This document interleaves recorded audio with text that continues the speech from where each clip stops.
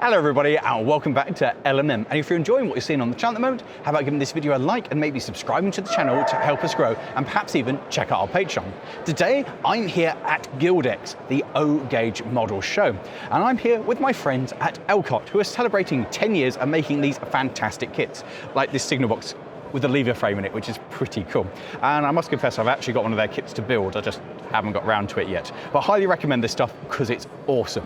So join me for a day looking around the show. And of course, there is one very important thing here at this show. But more on that later on in the video. Guildex is billed at being the single largest O-Gauge show in the country, and as you'd expect, several of the major manufacturers involved in the gauge are here, as well as smaller companies and many models for sale. There's also modelling supplies and other things that you might not expect. And of course, we have to remember the price. The Hush Hush and the Deltic in the background cost more than my full-sized Ruston 48 did. That's scary money. But certainly there was plenty to look at, so I met up with a couple of my friends and we headed off into the show. First up was Wedmore, a large village in North Somerset, and the layout represents an imaginary branch line off the Somerset and Dorset. Originally it was built in the 1990s and was regularly exhibited before being sold on. Sadly, it eventually found itself abandoned in a damp garage and has undergone a full restoration to be seen now in its former glory.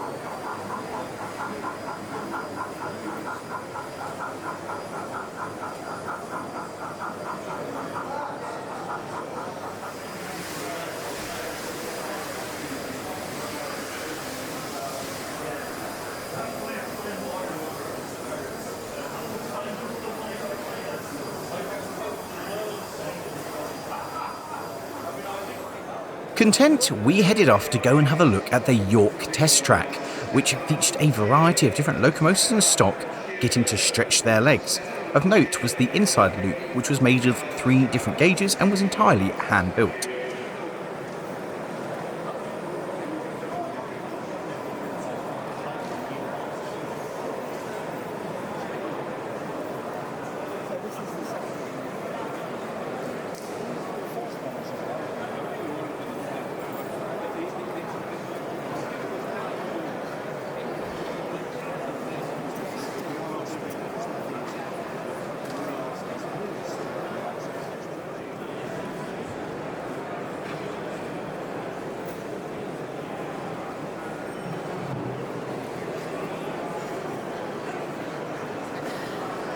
As we wandered round, like magpies, we were drawn to the shiny things that we could buy, and it did raise the question just who would be the first to buy something new. We managed to resist the temptation from buying any of the shiny things and moved on to the next layout, which was a Mordaunt road, set up in the southeast of Glasgow. This is a fictional station built to service the considerable number of workmen and women who commuted to the area each day. And you'll notice that all of the engines are fitted with sound for that extra bit of ambience.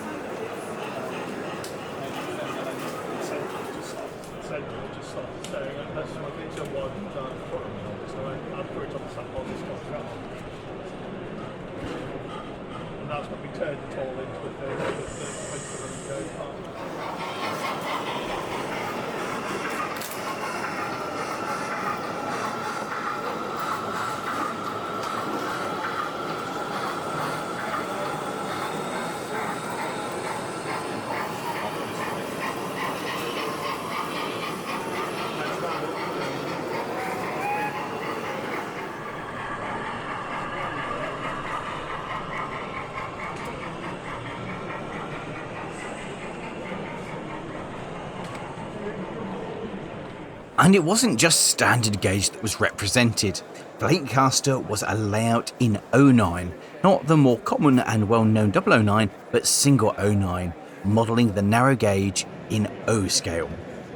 It featured a small shunting yard featuring twee locomotives that we love like the Simplex, and then a much larger main line where trains would come in and have their trains marshalled before setting off again. Lots of the locomotives are conversions which you can see their original prototype, this one being the Cali Pug.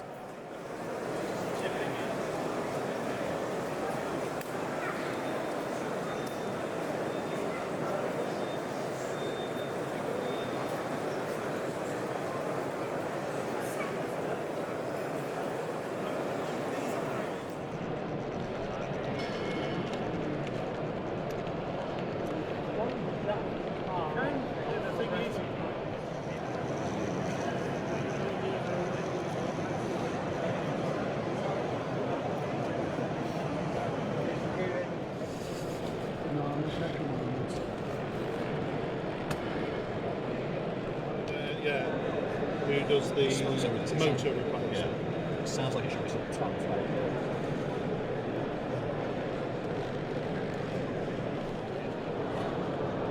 I think there's like 75% off because the kit was that worn out from the model.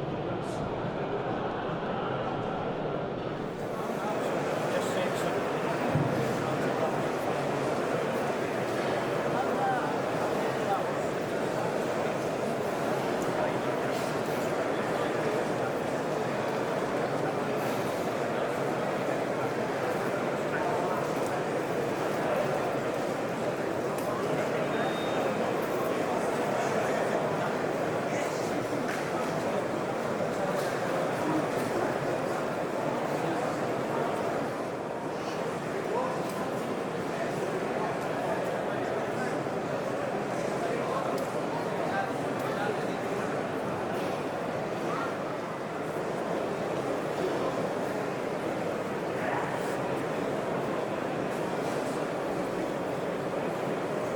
Moving back to the standard gauge was Lapping Works, which was one of the most impressive layouts as it featured lighting for both daytime and nighttime, with the whole feel of the layout changing. It also featured sound-fitted locomotives, and even some of them had working smoke effects, which is pretty cool.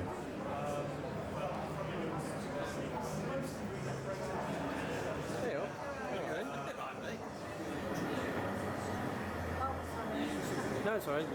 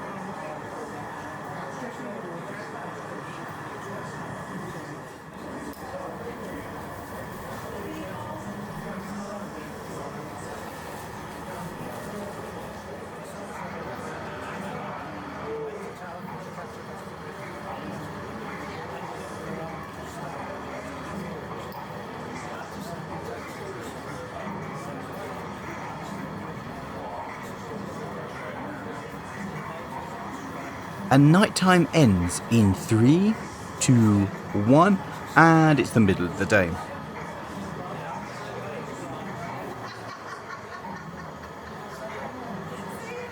Having got our feel from this layout, we headed off to do the thing that I wanted to do most, and that was to go and visit the Helgen stand. So the biggest thing for me at this whole show wasn't all of the model railways and it wasn't the traders, it was in fact to see the first look at that. Yes, hidden away inside the display cabinet is the first 3D print of a Ruston 48. And as you all know, it's not any Ruston 48, because that is mine in miniature. And that is very, very exciting. And as we peered through the glass at the offspring of my Ruston, the nice man from Helgen asked if I wanted to take a closer look at it. This is going to be fantastic. I've never been so scared. So this is a 3D print which has gone slightly wrong. You can see the buffers they look worse than mine. Now this one is also the open cab version, whereas mine is obviously one with doors. So they've taken the measurement of mine and then used the designs to tweak it to be this one with the open cab. And this one also features the guard irons, if you can call them that. This is quite superb. It's also got detail underneath there, so we can see the chain drive. The rear brakes come across there. This is superb. And there's also detail inside. Now, the motor is going to poke slightly into the cab, but you've still got cab detail in there of the reverser and the gears. This is mad to think that this started life as mine full-size one. This is superb. It's really happening. You're going to be able to buy one of these, which is my 48. It's going to be so cool. Also, can we just point out this point? It's an O-gauge model that fits into the palm of my hand. I haven't really got anything else to say. It's perfect, isn't it? It's a perfect model of my baby. And this is a very rough, coarse version that I'm very scared of dropping. It's so exciting to have been part of this. I'm part of this journey. I'm part of this. I can't wait to have one of these next door to the full-size one. So anyway, pre-order, buy your own, so you can get your own Sir William. And hopefully, at some point, we're going to do 303 as well. So, future plans. You could do 303 right now. Well, if I just drop it, yeah. That is... So have you seen the underside detail? As Charles and I gawped in awe at the tiny model, the nice man from Helgen asked if I wanted to hold the other one, the one that featured the same cab as my own 48, which made me very, very happy. And then I decided just to take them home.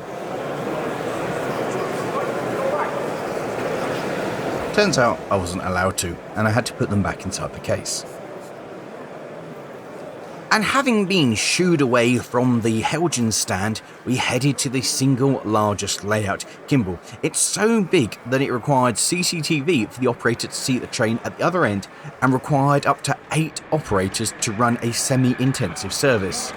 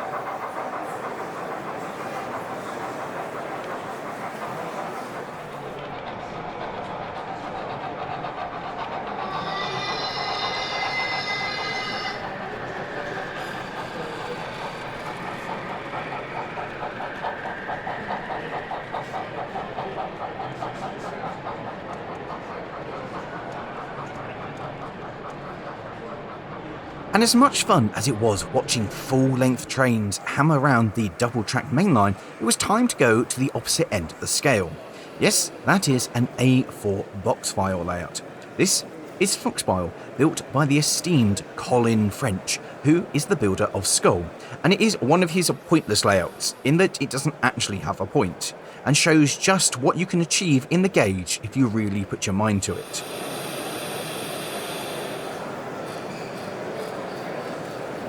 Still claiming to be a micro layout but significantly bigger at 7 foot long was H&N Goods, which had all of its locomotives sound fitted for the extra ambience, and they were all fitted with KD couplings, allowing for automated uncoupling, so there was no hand of God going down.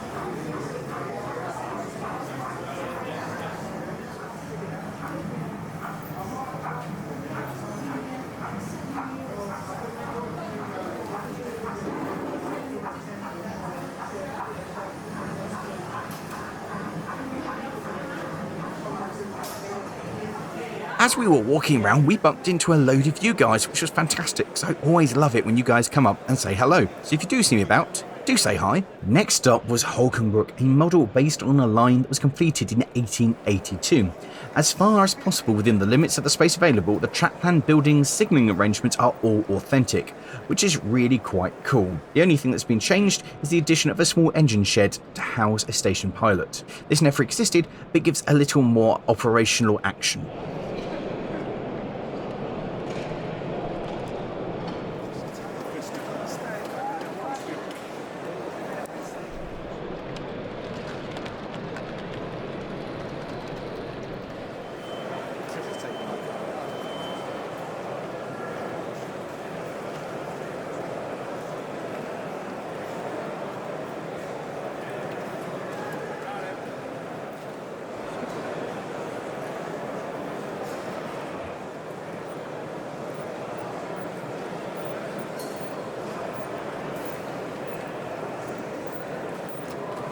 We moved on to Cloudstreet Sidings, a northern urban industrial goods yard featuring two of the famous Inglenook shunting challenges back to back.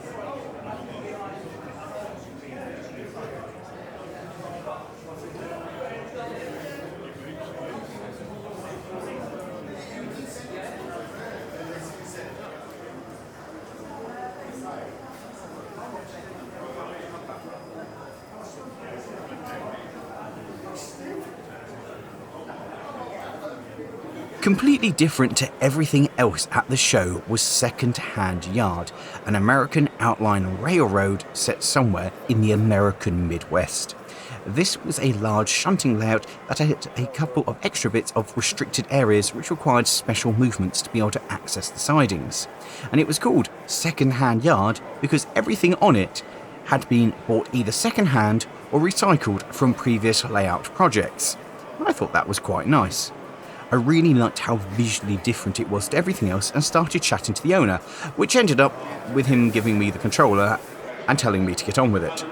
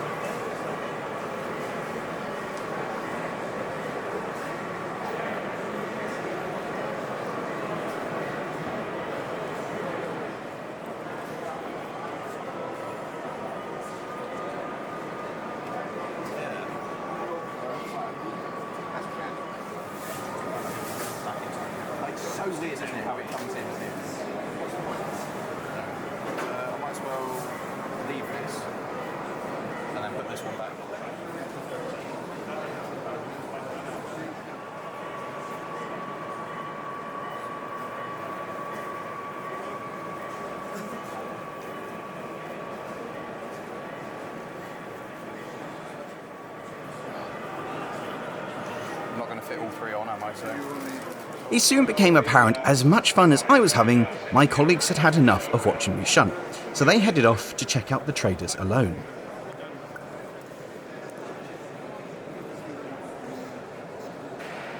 Meanwhile, I quite happily carried on.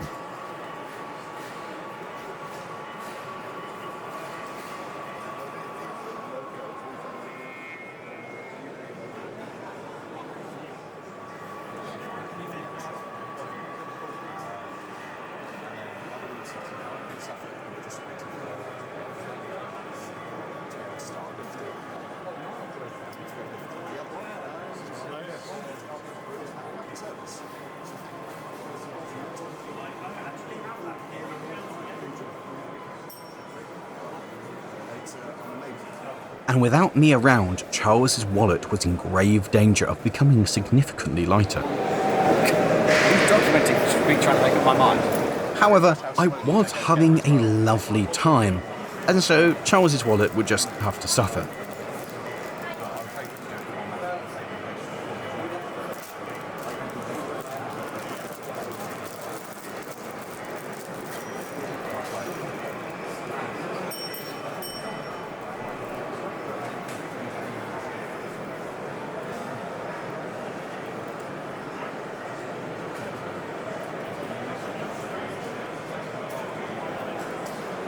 It took several hours for Charles to pry himself away from all the shiny things and return to the layout. By that time, I had fully integrated myself as part of it and was standing behind it, operationally proper, and obviously feeling quite pleased with myself. I was now completing the shunt and moving the concept of wagons off the layout, ready to replace them with the next load to begin the shunting puzzle again.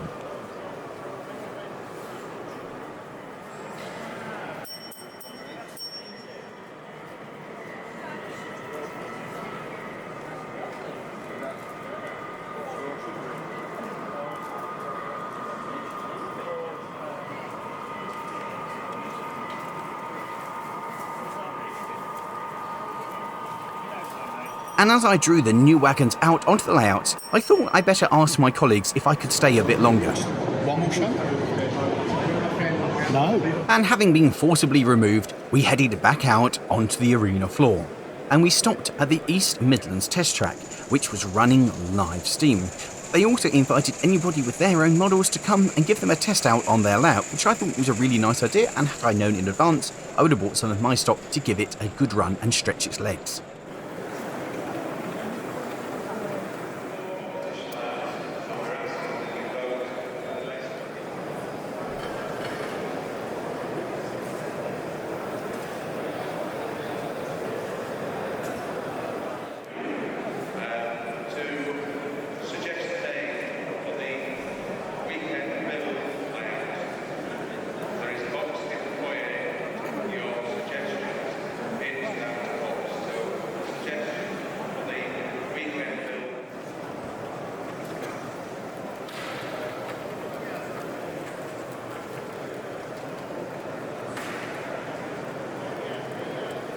Modern Image was represented by Dovedale, set somewhere in the Peak District in the early 2000s, when limestone traffic was on the rise again. And it also features a servicing point where you can see locomotives in a variety of liveries being made ready for their next trip.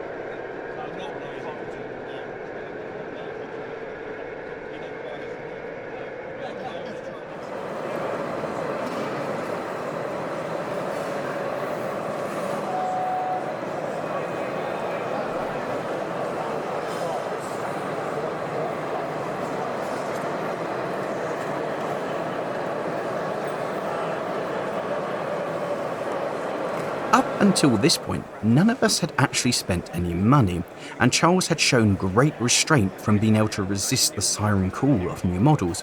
So I thought we should change that, and soon managed to persuade him to pick up this nice Great Eastern Railways Y5 tank engine for him to add to his pile of kits to build. The next layout was Guildex, set in 1963 somewhere in the urban Glasgow landscape on the North Eastern Railway.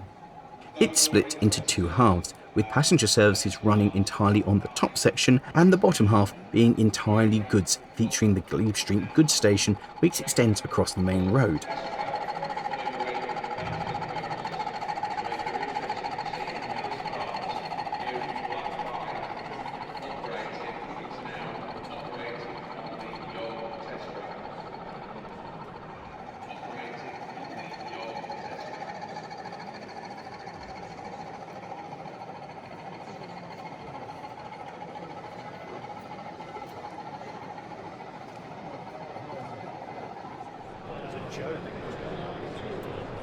Yeah.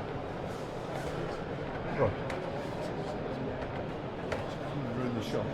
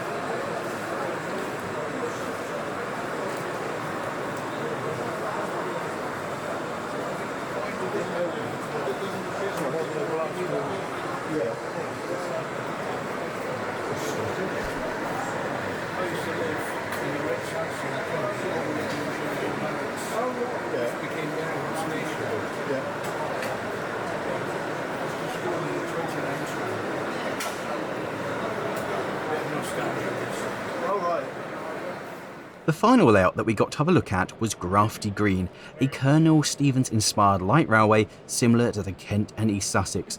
It is the owner's first foray into building an O-gauge layout, and for your first attempt bringing it to a show like this, that's pretty good going.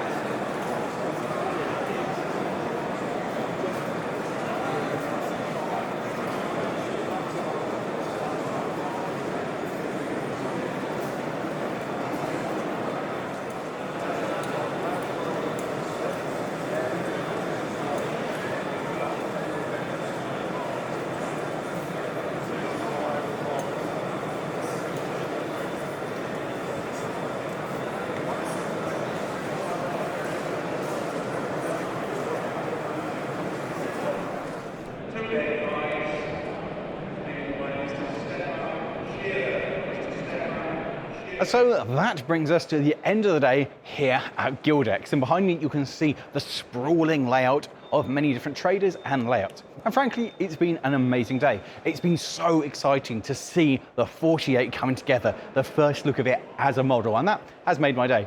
As has been asked to operate one of the layouts over there, that was exceedingly good fun. And I've met quite a few of you guys and met several of my friends around the show as well, so I've had a really lovely day. And with that, any second now, they're going to tell us that the show is over and it's time to go home. So we're going to sneak out a little bit early and go home. So with that, thank you very much for watching, guys. I hope you've enjoyed it. If you have liked this, how about clicking somewhere over there for another one of our videos at a model railway show and another one looking at some O-gauge. And with that, thanks for watching. It's time to go home. Ta-ra.